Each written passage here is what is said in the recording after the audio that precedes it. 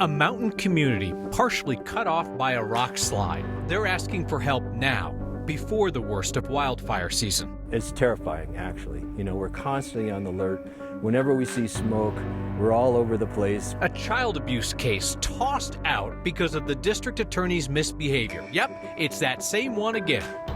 Concerns that a bill aiming to protect young Coloradans on social media might end up gathering data that would be turned over to law enforcement. And CU Boulder engineering students have a field day, competing with vehicles that they made themselves. Get in, newsers, we're going nexting. This is the time of year for Coloradans to review emergency evacuation plans, whether the biggest risk at your place is flood or wildfire or both. Neighbors in part of Boulder County say they feel trapped. There's a rock slide covering one of the two roads out of their community. Our Mark Salinger has their preemptive call for help. We call this paradise, right? Living in the mountains comes with challenges. It's a very narrow, twisted road. It's got very steep turns, steep hills. Yet when Tim Gunthner moved to his house down the street from Gross Reservoir outside of Boulder, he at least thought he'd have two ways to get out if there was an emergency. The only other way out is Gross Dam Road, which is actually right now being blocked by Denver water due to a rock slide. One of the only two roads off the mountain around Gross Dam is now closed to the public. It has been for more than a month.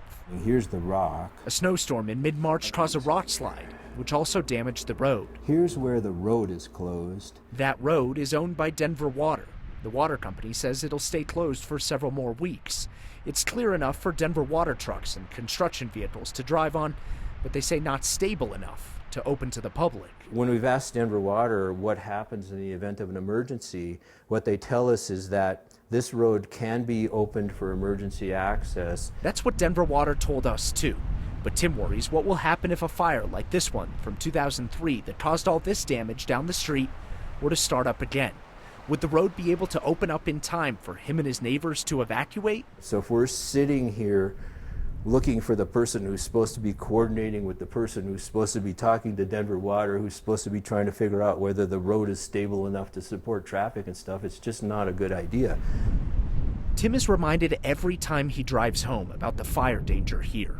He wishes his evacuation route wasn't closed. It's terrifying, actually. You know, we're constantly on the alert. Whenever we see smoke, we're all over the place.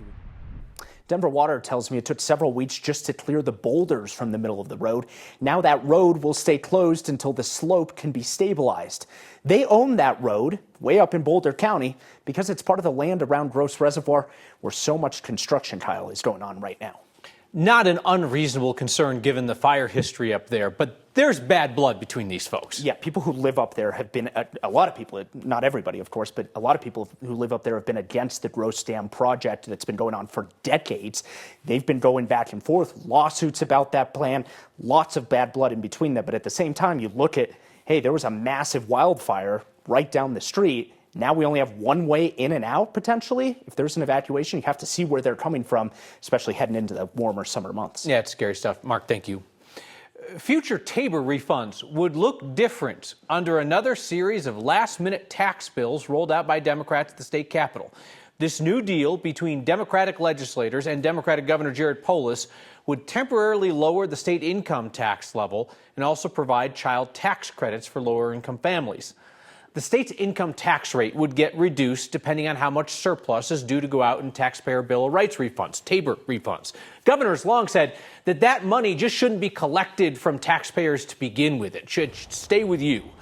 Democratic State Rep Chris DeGray Kennedy tells us that he agreed to sponsor that bill in order to get the governor's support on his child tax credit.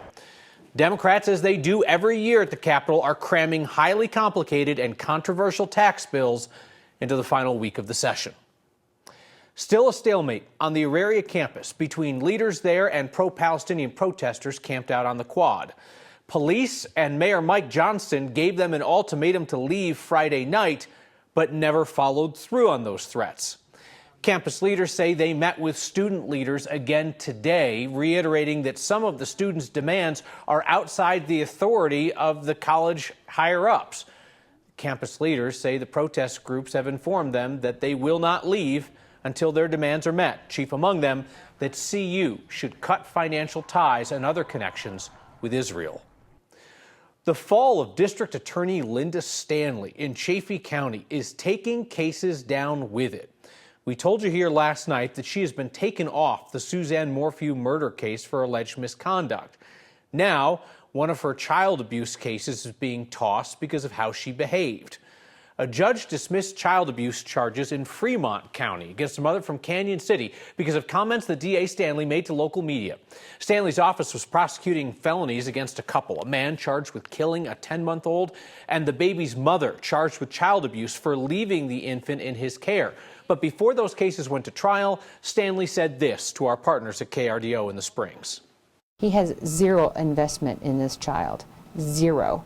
He's watching that baby so he can get laid. That's it. Without the caring factor, without the love factor, then the baby's a pain in the.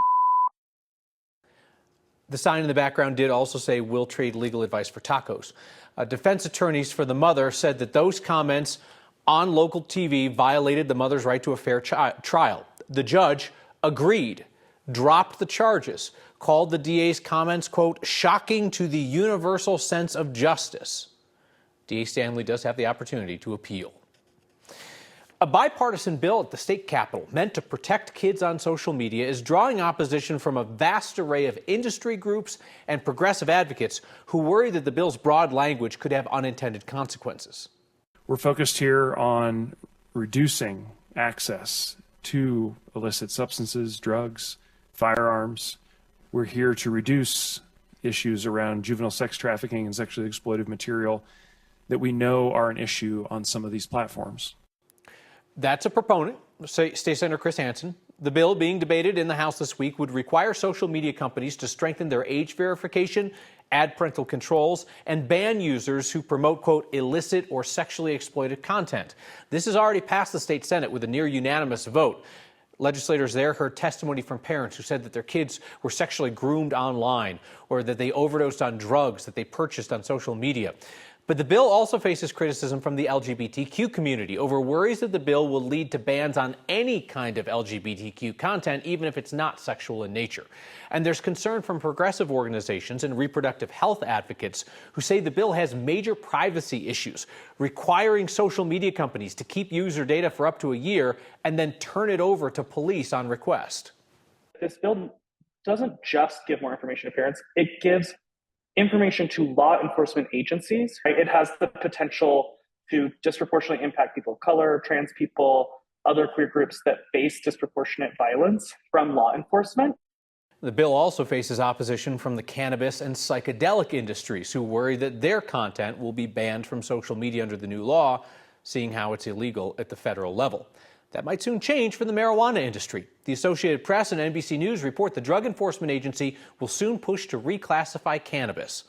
The reclassification would not legalize recreational use nationwide, but it would legalize medical cannabis use. The DEA currently classifies marijuana as Schedule 1 alongside heroin and LSD, a classification that has no medical use and high potential for abuse. The Justice Department wants to downgrade it to Schedule 3 to make it similar to things like ketamine, anabolic steroids. The proposal would not take effect immediately. There'd be public comment and a review process before the DEA makes a final determination. DACA recipients, so-called dreamers, brought to the United States as children, protected from deportation under the Obama administration. In a way, they essentially pay to stay through fees to renew their status and get work permits. Our Angeli McCall looks at a process that's getting more expensive. At MSU Denver, one staff member remembers being on the other side. It's like a full circle moment with like everything from helping students do the filing to be like, oh, I used to do this too. Nayeli Sanchez works with Immigrant Services and now has permanent residency. Yeah, I don't have to file the DACA status anymore. The students she helps are in the same position she was years ago. My mom has like copies of like the last one from like, I want to say like 2015. The DACA students she helps now have to renew their status every 2 years. It kind of puts a little bit of a toll and like a little bit extra stress on them. And even more stress with fees going up. It used to be $495. Now it's $555 to renew online and $605 to do the mail-in paper forms. A minimum $60 increase. Students need to come up with like this budget they have to do every year to make sure that they're filling tuition, room and board, their books, apart from making sure that they have food, right? That money may not seem like a lot, but consider DACA recipients have to renew every 2 years, meaning it's an expense that's constantly on their minds. It throws off students that maybe are helping their family financially as well. With the anxiety of the fees comes another stress, wondering what will happen next with DACA under an election year and a possible change of administration. Like I said, they plan for 2 years max, right? And right now it's like in the next election year, like what can we plan for? And as we know, it's never just that fee. Many usually go through an immigration lawyer, which could add an extra $300, for instance, when you go over that paperwork too. And we talk about people brought here as children. A lot of years have gone by since then. Yeah, a lot of years. Something that people don't realize is that the average age of a DACA recipient today is in their late 20s. And so the youngest DACA recipient right now is about 16 years old. But even so, there's not that many on that young age just because they were locked out of the system due to changes. Angela McCall, thank you. So just when Colorado's budget writers thought their work was done for the year, they now have to even up with taxpayers who got shortchanged by an accounting error. A Democratic strategist and party leader is out of her job at the Capitol after a judge said her claims of sexual assault against a colleague were not credible. And CU engineering students have a day to relax and cut loose while also putting their skills to the test. A judge found that a Democratic operative's accusation of sexual assault against a Democratic state legislator in Colorado was not credible. And today, that Democratic staffer resigned from her job as spokesperson for the state treasurer. Sheena Caddy had already been stripped of her duties and privileges by the Colorado Democratic Party, where she's a vice president. Caddy very publicly accused Democratic State Rep Leslie Herod of Denver of sexual assault, a number of posts on social media. Our partners at Colorado Politics, who were first to report on Caddy's resignation today, say that Herod currently has a protective order from a judge directing Caddy to keep her distance and to stop posting about her on social media. Governor's signature was just drying on the budget, and legislators were already scrambling this week to figure out how they're going to make good on a multi-million-dollar IOU to taxpayers. On Friday, state economists broke some bad news to the Joint Budget Committee. The state owes taxpayers about $67 million. That money was originally collected through a state fee meant to fund an affordable health insurance program. The state comptroller's office says it was incorrectly treated as exempt from the state's revenue cap when that money should have been included in Tabor refunds going back to 2021. State employees first caught the error in February, and they were told by the Attorney General's office that money needs to be refunded to taxpayers ASAP. Legislators could write up a bill to divert funding from that health insurance program, use that money to refund taxpayers. It's only about $34 million. It's only halfway.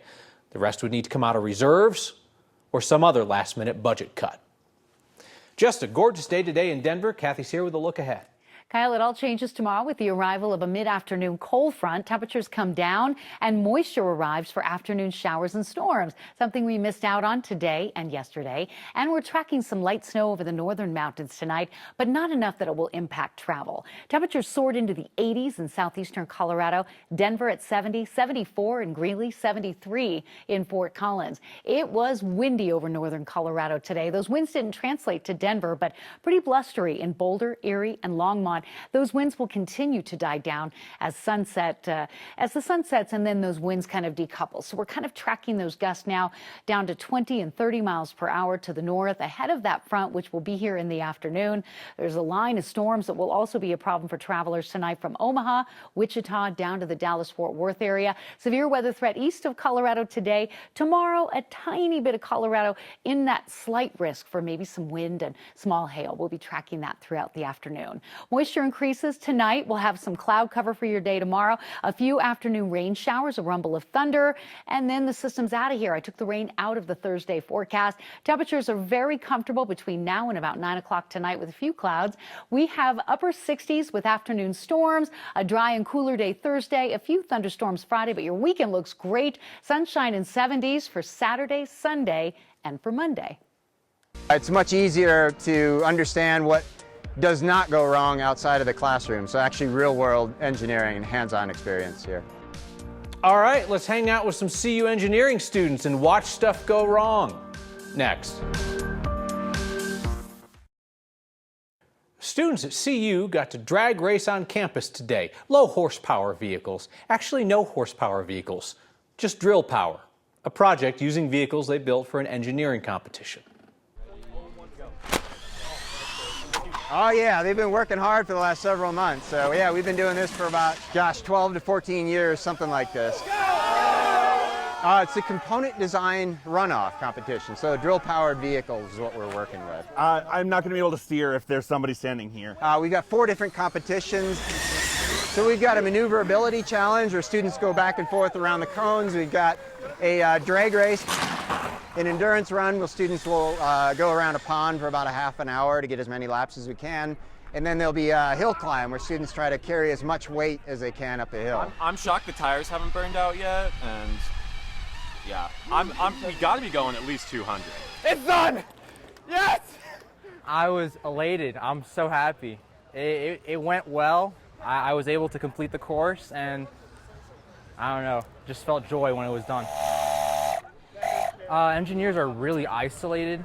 Like, we're not social folk generally. I think it's actually a little critical for us to do these kind of events. Otherwise, we'd all be in our little cliques. Yeah, it emphasizes teamwork and communication skills and actually designing it, all the struggles, all the little things that they didn't think of beforehand. But my hand is on the drill. I don't want to burn my hand. I'll sit. Best day of the year, by far. Best day of the year. I felt bad for the kid who said that engineers are isolated and they need social interaction. That's why you come out here every night, so I don't sit in here alone. Feedback next.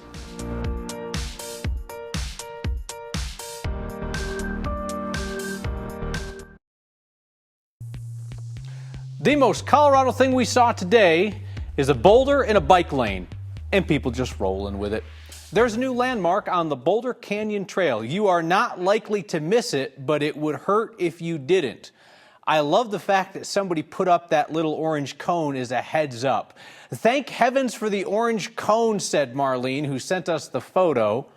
This is great stuff. People are just rolling with it. They're just riding around it. See something that says Colorado to you? Email it to us next at 9news.com. I'm going to try a new experiment where one time a week I read a positive piece of feedback as opposed to just the stuff that calls me a hack and an embarrassment to my family. So tonight we have this from Vicky, who says, just watched your news program and wanted to let you know we appreciate your perspective. It's refreshing and needed in the weird media world we have today to have a newscast that always strives to present information in an unbiased and factual way. She says, you never shy away from bringing important stories across the political spectrum to your fellow Coloradans. Thanks for believing in the importance of credible journalism. You would not believe how difficult it was to get my mom to write that entire thing and send it in, but I promise that if she went through the trouble, I would read it here. That's not true. Vicky's not my mom. Thank you, Vicky. That was very sweet. We'll see you next time.